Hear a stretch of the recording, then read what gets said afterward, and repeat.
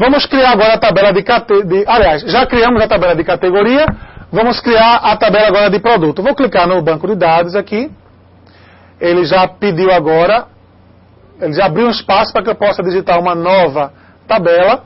Então vamos cadastrar agora produto. Ok? Eu vou dizer que o produto vai ter 5 colunas. Executar.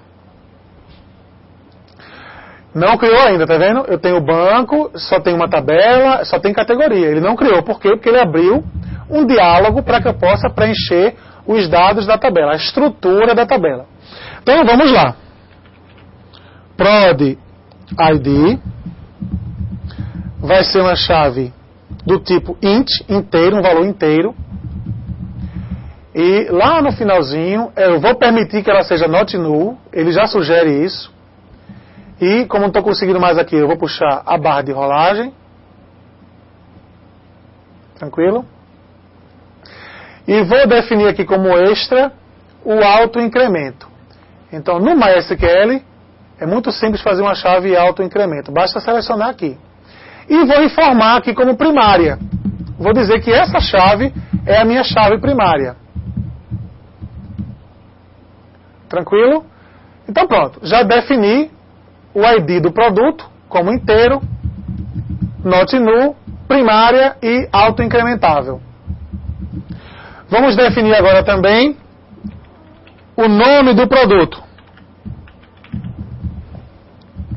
O nome do produto vai achar 50 e eu vou permitir que ele seja not null, porque o banco já sugere isso. Tranquilo?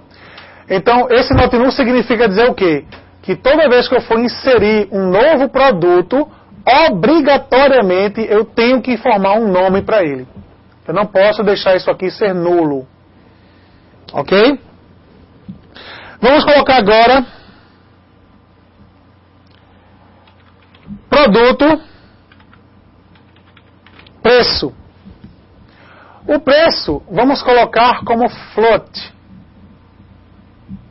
É o que a gente usa mais em banco de dados. Ele é melhor de trabalhar do que o double.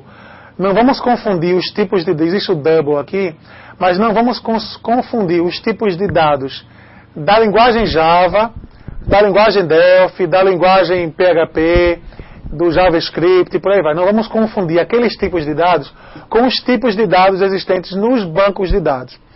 Eu vou sugerir a vocês trabalharem com float, porque ele é mais fácil de se utilizar, principalmente quando você força um número. Eu vou dizer que ele é 10,2, ou seja, 10 inteiros e 2 decimais. Ok? Ou melhor, perdão, não é verdade isso. O campo tem o tamanho 10 e dos 10, 2 são decimais. Ok? Tudo bem. O preço, eu não quero que ele seja not null. Então eu vou chegar para cá e vou dizer, olha, eu não quero not null não, eu quero null. Por quê? Porque o meu cliente pode querer cadastrar um produto novo que ele ainda não tem ideia do preço que ele vai cobrar, mas ele quer tirar essa pendência, quer fazer um cadastramento dos produtos. Ele não tem ideia do preço ainda, então ele vai lá e cadastra o produto. Depois ele vai abrir uma telinha lá só para poder atualizar os preços dos produtos dele, aí já vai ser uma outra tela. Mas o banco de dados precisa permitir que na tabela de produtos, um produto seja cadastrado sem a necessidade de se digitar o preço. Da mesma forma, produto, quantidade. Eu vou colocar a quantidade como número inteiro. Ok? Vou dizer que vai ser tamanho 10.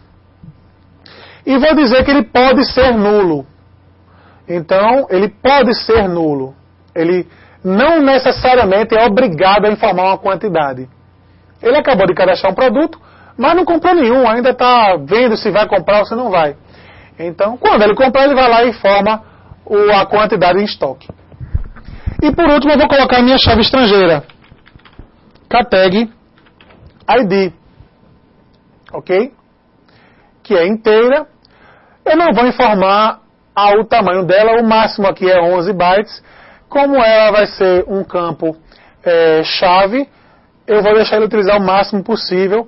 Então ele vai lá e vai colocar a quantidade para mim. Eu não vou diminuir nada. e vou dizer que é not null, ou seja, cada vez que eu cadastrar um produto, obrigatoriamente eu tenho que informar qual é a categoria dele. Ok? Isso é uma obrigação. Aqui mudo o Storage Engine para InnoDB. Tranquilo?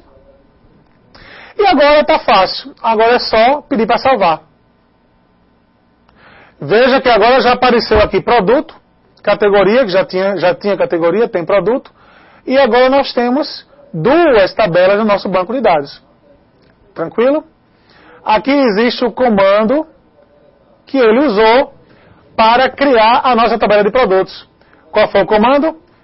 Create table, o nome da tabela produto, prod ID, nome, preço, quantidade e o ID da categoria. Inteiro, né? O prod ID, inteiro, not null, auto-increment, primary key. São as definições que eu fiz lá.